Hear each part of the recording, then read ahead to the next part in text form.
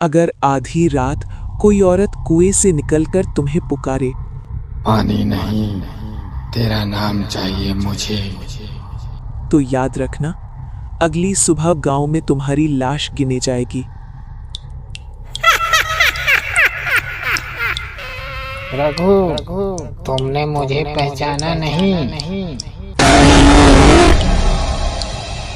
क्योंकि रघु उस औरत को पहचान चुका था और वो औरत 30 साल पहले मर चुकी थी। उत्तर प्रदेश के एक छोटे से गांव सोनापुर में एक पुराना कुआं था। गांव के बीचों बीच लोग कहते थे, दिन में वो कुआं बस कुआं है, पर रात में वो चुड़ैल का मुंह बन जाता है। गांव के बुजुर्गों ने बच्चों को सख्त मना कर रखा था, सूरज ढलने के बाद उस कुएं के पास मत जाना। लेकिन रघु डरने वालों में से नहीं था।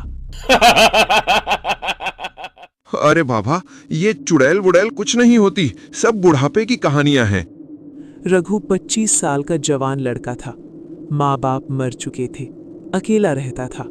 दिन में खेत, रात में शराब और दोस्तों की महफिल। उसी रात जब कहानी शुरू होती है, चांद बिल्कुल गोल था। रात के लगभग 12 बजे रघु शराब के नशे में लड़खड़ाता हुआ घर लौट रहा था। जैसे ही वो कुएं के पास पहुंचा, रघु, कौन है? कुएं के अंदर से एक हाथ बाहर आया। रघु जैसे ही पास गया, चांदनी सीधे कुएं के अंदर पड़ी और उसने देख लिया चेहरा। उसका चेहरा डरावना और आंखें लाल थीं।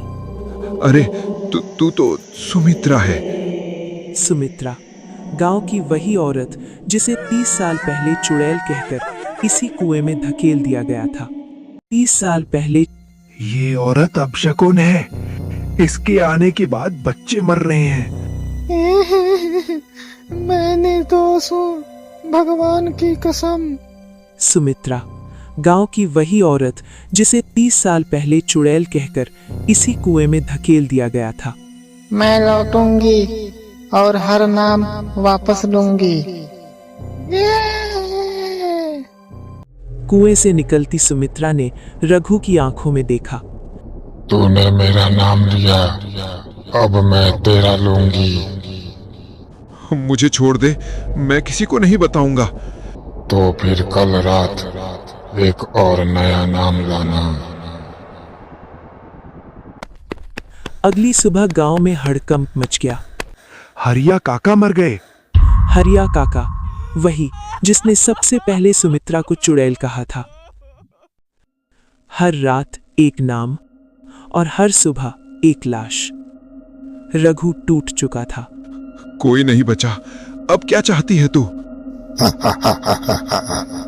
अब तो चाहिए।